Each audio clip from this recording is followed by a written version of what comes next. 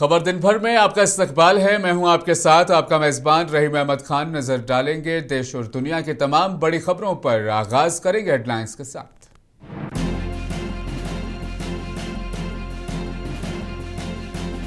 हरियाणा के सीएम नायब सिंह सैनी ने एएसआई संदीप कुमार के अहलखाना से की मुलाकात। मामले की जामे जांच का दिलाया यकीन। पूरन कुमार की आखिरी रसूमात अदा।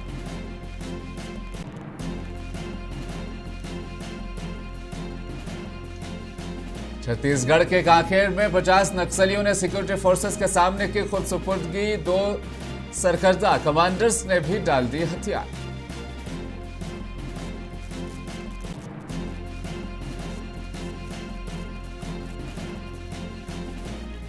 जमात इस्लामी हिंद के मरकज में वक्फ हेल्प डेस्क का इफ्तिताह। सादतुल्लाह हुसैनी ने मुत्तहिदा तौर पर वक्फ चैलेंज का मुकाबला करने पर दिया जोर।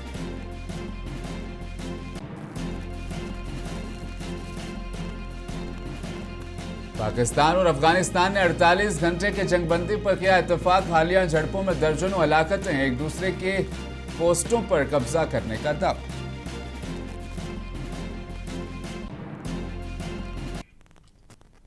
पाकिस्तान और अफगानिस्तान ने सरहद पर तशद्दुद में दर्जनों अफराद की हलाकत के बाद 48 घंटे की जंगबंदी पर इत्तेफाक किया है। जंगबंदी शाम 6:30 बजे से नाफिज हुई। सराय के मुताबिक इस्लामाबाद ने कहा कि दोनों फरीक मुज़ाकरात के जरिए पेचीदा लेकिन काबिल हल मसले का मुस्बित हल तलाश करने के लिए मुखलिसाना कोशिशें करेंगे। अफगानिस्तान और पाकिस्तान के दरमियान चंद घंटों के वक्फे के बाद मंगल की रात खूंरेज झड़पें शुरू हो गई थी। बताते चले खैबर पख्तूनख्वा के जिला करम में अफगान तालिबान और पाकिस्तानी फौज के दरमियान शदीद झड़प हुई, जिसमें दोनों तरफ से मुतअद्दिद टैंक तबाह हुए। वहीं दोनों फरीक एक दूसरे के पोस्टों पर कब्जा करने का दावा कर रहे हैं। सऊदी अरब और कतर की अपीलों के बाद इतवार को लड़ाई मुख्तसर तौर पर रुक गई थी।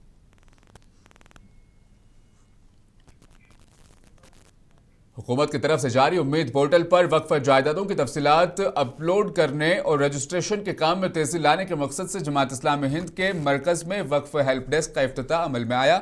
हेल्प डेस्क के जरिए अवकाफ के मुतवल्लियान, आइम्मा, मसाजिद और दीनी इदारों के जिम्मेदारान मदद हासिल कर सकते हैं। वक्फ हेल्प डेस्क का इफ्तिताह अमीर जमात इस्लामी हिंद सैयद सादतुल्लाह हुसैनी ने किया। अमीर जमात सैयद सादतुल्लाह हुसैनी ने कहा कि अवकाफ के तहफ़्फ़ुज़ का मसला पूरी उम्मत के लिए एक चैलेंज बन गया है। इस चैलेंज का मुकाबला पूरी मिल्लत को मुत्तहिद होकर करना है। उन्होंने कहा कि जमात इस्लामी का वक्फ डिपार्टमेंट बहुत दिनों से इस उम्मीद में काम कर रहा है। मरकज़ के साथ साथ मुतअद्दिद रियासतों में भी वक्फ रजिस्ट्रेशन के काम शुरू कर दिए गए हैं।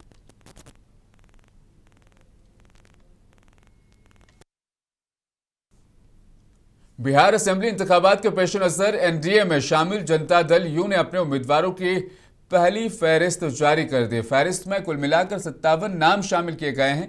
खास बात यह है कि उम्मीदवारों की फहरिस्त पर नजर डालने से एनडीए में तलखी का साफ अंदाजा मिल रहा है। जनता दल यूनाइटेड ने चिराग पासवान की पसंद का ख्याल नहीं रखा है, क्योंकि जेडीयू ने 4 ऐसी सीटों पर अपने उम्मीदवार उतार दिए हैं जिन पर एलजेपी रामविलास ने दावा किया था।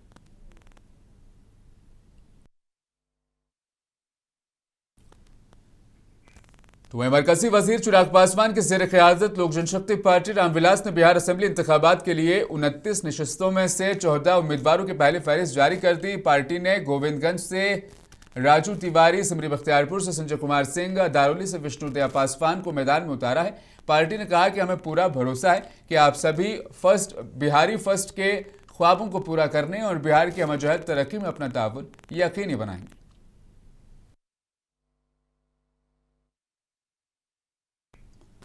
बिहार की लोक गुलकारा मैथिली ठाकुर अलीनगर से बीजेपी के टिकट पर असेंबली इलेक्शन लड़ेंगी। बीजेपी ने आज जारी करदा दूसरी फहरिस्त में उनका नाम 12 उम्मीदवारों में शामिल कर लिया है। बीजेपी ने इस फहरिस्त में मज़कूरा 12 असेंबली हलकों में से 9 में नए उम्मीदवार खड़े किए हैं।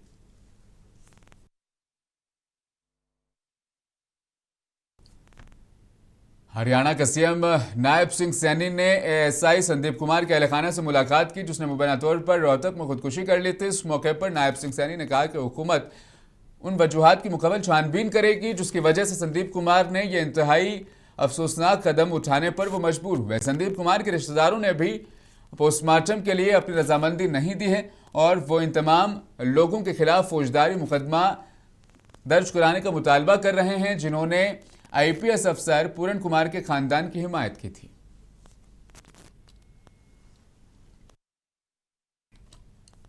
हरियाणा के आईपीएस अफसर भाई पूरण कुमार की बुध को आखिरी रसूमात अंजाम दी गई। सेक्टर 25 के शमशान घाट में जज्बाती मनाजिर देखने में आए जब सोगवारान के हक में नारे लगाए गए। बताते चलें, पुलिस लिबास और उसके पुलिस की टोपी कुछ देर के लिए लाश पर रखी गई थी।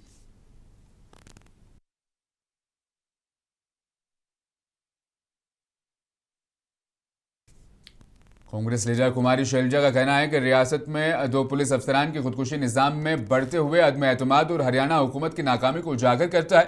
उन्होंने कहा कि हुकूमत को जवाबदेही से काम करना चाहिए।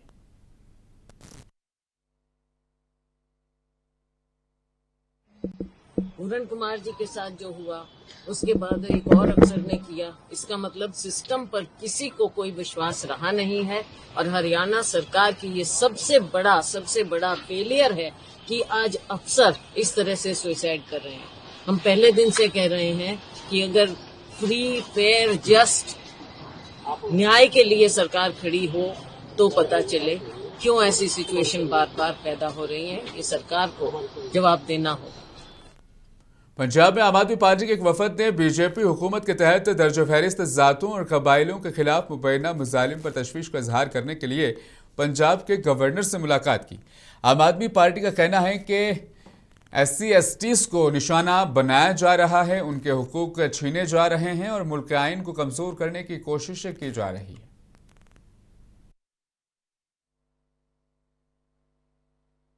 देखिए, आज हमारा आम आदमी पार्टी का एक डेलीगेशन जो है हमारे पंजाब के ऑनरेबल गवर्नर साहब को हम मिलके आए हैं।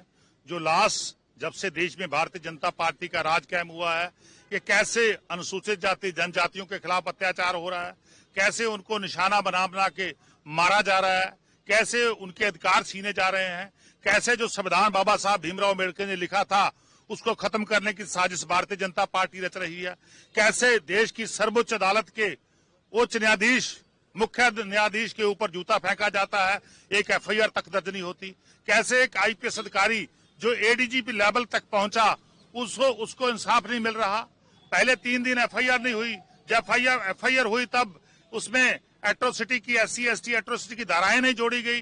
तो जब जोड़ी गई उसके बाद आज 9 दिन हो गए किसी की अरेस्ट नहीं हुई। इससे पता चलता है कि भारतीय जनता पार्टी देश के अनुसूचित जाति जनजाति देश के दलित लोगों को खत्म करना चाहती है, उनके संविधान को खत्म करना चाहती है। आम आदमी पार्टी ये लड़ाई लड़ेगी, हम उनके अधिकारों की रक्षा करेंगे और भाई पूरण कुमार जी को इंसाफ दिवा के रहेंगे। जो भी हमें एजिटेशन करना पड़ा, जो भी हमें प्रोटेस्ट करना पड़ा, हम करेंगे। हम परिवार के उत्तराखंड के सीएम पुष्कर सिंह धामी ने चंपावत के गांव सवाला के सैलाब मुतासिर इलाकों का मुआयना किया। इस दौरान वज़ीर-ए-आला ने मुतासिरीन से मुलाकात की और उन्हें हर मुमकिन मदद का यकीन दिलाया। पुष्कर सिंह धामी ने यहां एक प्रोग्राम से भी खिताब किया।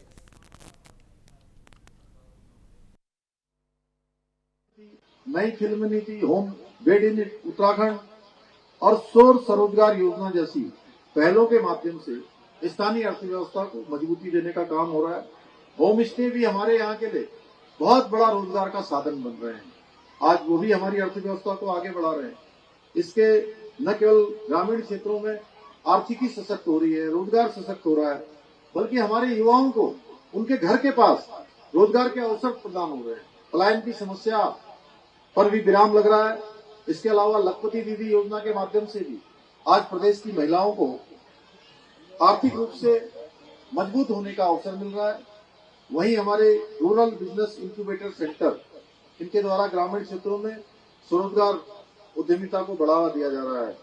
भाइयों बहनों, हमारा ये जिला आदर्श जिला बने, इसके लिए हम सब प्रयास कर रहे हैं। विभिन्न योजनाएं छत्तीसगढ़ के कांकेर जिले में बुध को 32 खवातीन समेत कुल मिलाकर 50 नक्सलियों ने सिक्योरिटी फोर्सेस के सामने खुदसुपुर्दगी की। यह खुदसुपुर्दगी बॉर्डर सिक्योरिटी फोर्सेस की 40वीं बटालियन के कैंप में हुई है। सीनियर माओनवाज कमांडर अर्जुन मांडावी और राजू सलाम की क़यादत में नक्सलियों के ग्रुप ने यह सरेंडर किया। इन नक्सलियों ने मजमूई तौर पर 39 हथियार भी उनके हवाले किए। हुकाम के मुताबिक तकरीबन 120 नक्सली बीजापुर जिले के भीरमगढ़ इलाके में हथियार अब डाल देंगे। सिक्योरिटी एजेंसियों ने मजीद नक्सलियों को मरकजी धारे में वापस आने की तरगीब देने के लिए अपनी रसाई की कोशिशों और कम्युनिटी की शमूलियत के इक़दाम को भी तेज कर दिया है। महाराष्ट्र के वजीर आला देवेंद्र फडणवीस ने कहा कि नक्सल, भूपति और 60 दीगर नक्सलियों का हथियार डालना महाराष्ट्र में नक्सली तहरीक के खात्मे का आगाज है। फडणवीस ने कहा कि आने वाले दिनों में छत्तीसगढ़, तेलंगाना में पूरा रेड कॉरिडोर नक्सलिज्म से पाक हो जाएगा। वाजिर है कि एम वेणुगोपाल राव उर्फ भूपति ने 60 दीगर नक्सलियों के साथ मिलकर गढ़चिरौली जिले के इलाके में खुदसुपुर्दगी की थी। आज एक तकरीब में नक्सलियों ने बाज़ाब्ता तौर पर अपने हथियार डाल दिए। इस मौके पर फडणवीस ने कहा कि अब मुट्ठी भर नक्सलाइट्स बाकी हैं और उन्हें भी खुदसुपुर्दगी करनी चाहिए, पुलिस कार्रवाई का सामना करना चाहिए। उन्होंने इस बात पर इत्मीनान का इजहार किया कि गढ़चिरौली मुल्क में नक्सलिज्म के खिलाफ लड़ाई की क़यादत कर रहा है।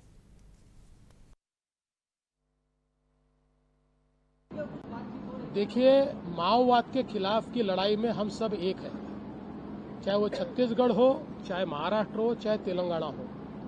हम एक दूसरे के साथ कोऑर्डिनेशन में ही काम करते हैं। इससे पहले भी हमारी C60 ने अबू जमाड़ के जंगलों में अंदर तक जाकर 50-50 किलोमीटर दूर तक जाकर कार्रवाइयाँ की है, क्योंकि इसमें जिस प्रकार से लीड मिलता है, जिसको लीड मिलता है वो जाकर कार्रवाई करता है। अगर इसमें इंफॉर्मेशन लीक हो गई तो ये कार्रवाई नहीं हो सकती। ये लोग, आपको पता है, जंगलों के राजा है, इनको जंगल पता है, ये जंगलों से बराबर भाग जाते हैं। अब चूंकि बहुत दिनों से हमारी जो पुलिस है वो भूपति के साथ संपर्क बनाए हुए थी, और विशेष रूप से तारक्का जो भूपति की पत्नी भी है और एक बहुत बड़ी केडर भी है, इन्होंने 1 जनवरी को महाराष्ट्र में आत्मसमर्पण किया, उनके साथ के लोगों ने आत्मसमर्पण किया। उसके बाद हमारी पुलिस ने और हमारे प्रशासन ने जिस प्रकार का बर्ताव उनके साथ किया, जिस प्रकार से उनको एक ट्रस्ट तैयार किया, एक धाड़स दिया, उससे उन्होंने भी एक संकेत अपने तरीके से दिया कि ये कोई गलत इस प्रकार के संकेत नहीं है, ये सचमुच हम सबको देश की मुख्य धारा में लाना चाहते हैं। ये उसके लिए महत्वपूर्ण हुआ, और उनके आत्मसमर्पण से छत्तीसगढ़, तेलंगाना सभी को फायदा होगा। महाविकास अघाड़ी के लीडरों ने आज दूसरे दिन भी रियासती इलेक्शन कमीशन के अफसरान से मुलाकात की। इस वफद में शिवसेना यूबीटी के सरबराह उद्धव ठाकरे, एमएनएस सदर राज ठाकरे, कांग्रेस के सीनियर लीडरान विजय बालासाहब थुर्राट, एनसीपी एसपी के लीडर जयंत पाटिल के अलावा महाविकास अघाड़ी में शामिल दीगर पार्टियों के लीडरान भी शामिल थे। इस दौरान वफद ने वोटर लिस्ट में खामियों की निशानदही की और उसे दूर करने का इलेक्शन कमीशन से मुतालबा किया। वफद ने ईवीएम, वीवीपैट समेत दीगर मामले में कमीशन के सामने सवाल उठाए।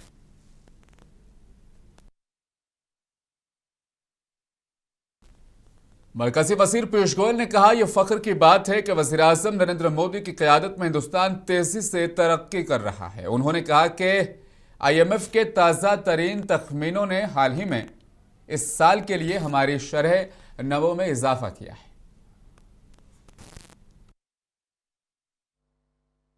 भारत के लिए गर्व की बात है कि माननीय प्रधानमंत्री नरेंद्र मोदी जी के नेतृत्व में भारत तेज गति से प्रगति कर रहा है, आगे बढ़ रहा है। अभी अभी आए इंटरनेशनल मॉनेटरी फंड IMF के लेटेस्ट एस्टिमेट्स के द्वारा हमारे इस वर्ष की विकास की दरों में वृद्धि की गई है। IMF ने एस्टिमेट किया है कि अब भारत का ग्रोथ रेट 6.6% हो जाएगा, अगेन 6.4% एस्टिमेटेड अर्लियर। ये दर्शाता है कि भारत ने जिस प्रकार से अपनी अर्थव्यवस्था को मजबूत किया, देश में जो आज माहौल आत्मविश्वास से भरा है, जिस प्रकार से GST को घटाने से कंज्यूमर स्पेंडिंग बढ़ी है, जिस प्रकार से इंफ्रास्ट्रक्चर पे तेज गति से निवेश किया जा रहा है। इन सब का मल्टीप्लायर इफेक्ट, इस सब को जोड़ते हुए एक तरफ भारत तो तेज गति से आगे बढ़ रहा है, दूसरी तरफ दुनिया की विकास यात्रा और कमजोर होते जा रही है।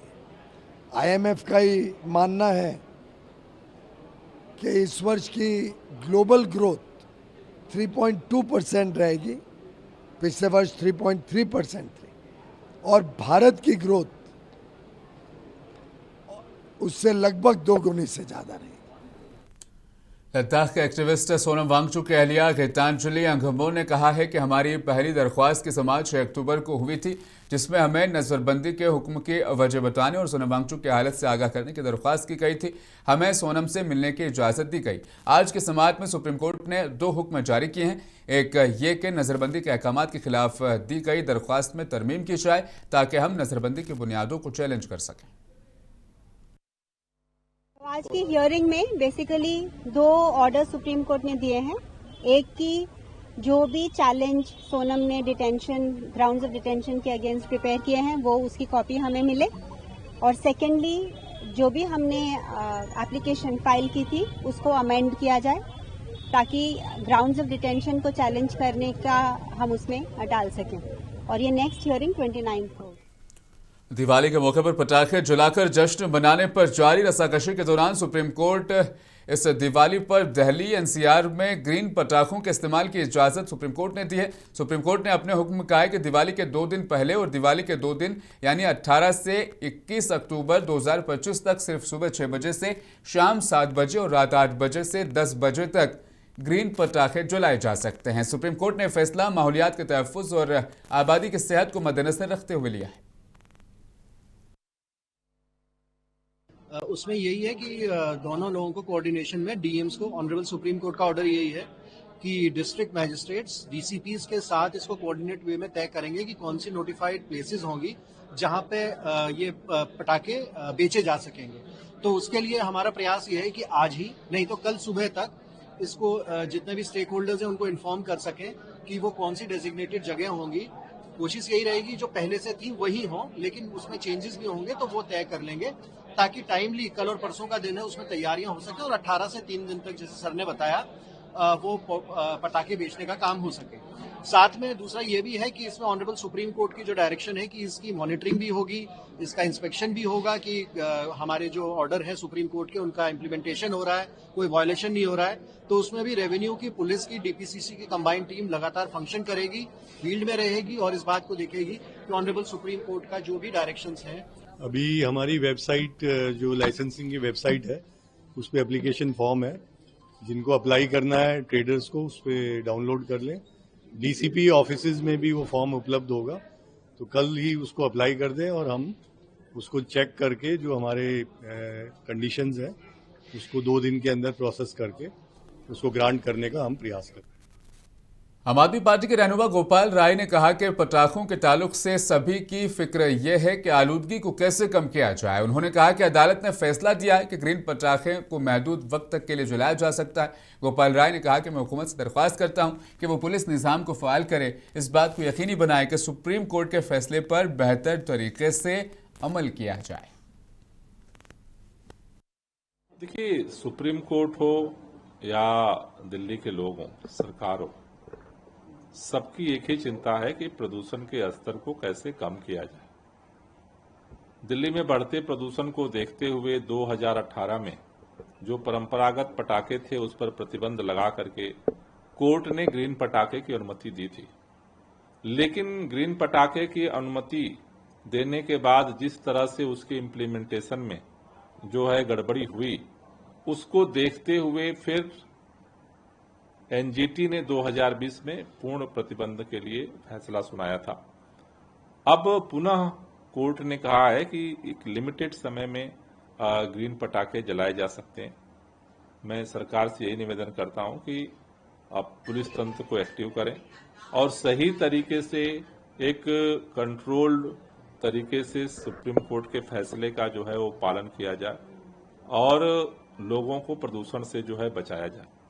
लेकिन सरकार की अभी जिस तरह की स्थिति दिख रही है, 15 दिन बीत जाने के बाद भी सरकार अभी अपना विंटर एक्शन प्लान भी घोषित नहीं कर पाई या बना ही नहीं पाई, तो ऐसी स्थिति में सरकार को सक्रियता के साथ काम करना पड़ेगा, क्योंकि दिवाली के बाद प्रदूषण का स्तर तेजी से बढ़ेगा और सरकार इसी तरह सोती रही तो उसे कंट्रोल। कर्नाटक में आरएसएस पर पाबंदी के मुतालबे के बाद सियासी तनाज़ा बढ़ता जा रहा है। कर्नाटक के वजीर आईटी प्रियांक खड़गे को धमकियां दी जा रही हैं। बुध के रोज प्रियांक खड़गे ने एक video social media platform x पर जारी किया, जिसमें एक नामालूम शख्स उन्हें नाजेबा अल्फाज में गालियां देते और धमकियां देते हुए सुना जा सकता है। खड़गे ने कहा कि यह वीडियो उन पर धमकियामेज कॉल्स की महज एक मिसाल है जो आरएसएस पर पाबंदी के मुतालबे के बाद उन्हें मौसूल हो रही हैं। उन्होंने कहा कि उनकी लड़ाई किसी फर्द से नहीं बल्कि उस गंदी सोच के खिलाफ है जो आरएसएस नौजवानों के जहनों में भर रही है। There are threat calls. I've been, like I said, in the last 3 days, I've got hundreds, thousands of calls. And yesterday when I said that they're trying to intimidate me, BJP said, no, this is just a publicity stunt. So I just released a video sample on the thought process of RSS. What do the BJP have to say now? They want more, I can give them more. I have 25, 30 such recordings of RSS people abusing me, my father, my mother, my wife, my sister, my family, my friends. They were abusing Rahul Gandhi ji, Priyanka Gandhi ji, Kharge ji. How many videos do they want? I will send it to them. But they have to clarify whether this thought process that is there, the skewed thought process, the radicalization of youth that is happening in the shakas. NCP Sharadchandra Pawar के leader Jitendra Awhad का कहना है कि जमहूरियत को बचाना हमारी जिम्मेदारी है। उन्होंने कहा कि हमारा इलेक्शन कमीशन से मुतालबा है कि वोटर लिस्ट में खामियों को दूर करने के बाद ही इलेक्शन कराया जाए। ऐसा यार, हम लोगों ने स्ट्रेट मांग की है कि जो मतदार यादी में घोटाला है, और ये आज हम नहीं बोल रहे, हम 18 अक्टूबर 2024 में कह चुके कि ऐसा ऐसा हुआ है, तुम्हारे सर्वर्स मैनेज किए जा रहे हैं, वोटर्स ऐड किए जा रहे हैं, वोटर्स डिलीट किए जा रहे हैं। लोकसभा चुनाव की हारने के बाद सत्ताधारियों में जो खलबली मच गई थी, इसका ये परिणाम है। हाँ, बिल्कुल कर रहा है, ये आज नहीं कह रहा हम। हमने 18 अक्टूबर 2024 को ये कहा था कि तुम्हारे सर्वर मैनेज हो रहे हैं। देखो, हम अगर आज कहते तो आप कह सकते थे कि तुम डर गए हो। हमने विधानसभा चुनाव के पहले चोखालिंगम साहब को मैं खुद मिला था और ये खत दिया था कि देखो ऐसा ऐसा हो रहा है। अभी गणतंत्र को बचाना ये मेरा काम है, ये लड़ाई लड़ना मेरी जिम्मेदारी है। ये एक आदमी है अंतेश्वर गंगाराम शिंदे, एक आदमी का नाम एक कॉन्स्टिट्यूंसी में एक ही बार होना चाहिए, इसका 4 बार नाम है। ऐसे हमने कम से कम अपने हाथ से 200 आज एविडेंसेस दिए कि ये देखो 200 ये देखो ये ऐसे हजारों है। अब डुप्लीकेशन ऑफ नेम्स ये टूल है ना, उसको एआई में डाल दिया तो ऑटोमेटिक डुप्लीकेट नेम वैसे ही निकल जाएंगे। अनाउंस करो कि 8 दिन में ये डुप्लीकेशन रहेगा तो नाम निकाले जाएंगे, आ जाओ। और खबर दिन भर में आज के लिए फिलहाल इतना ही। मुझे दीजिए इजाजत, बने रहें मुंसिफ टीवी के साथ।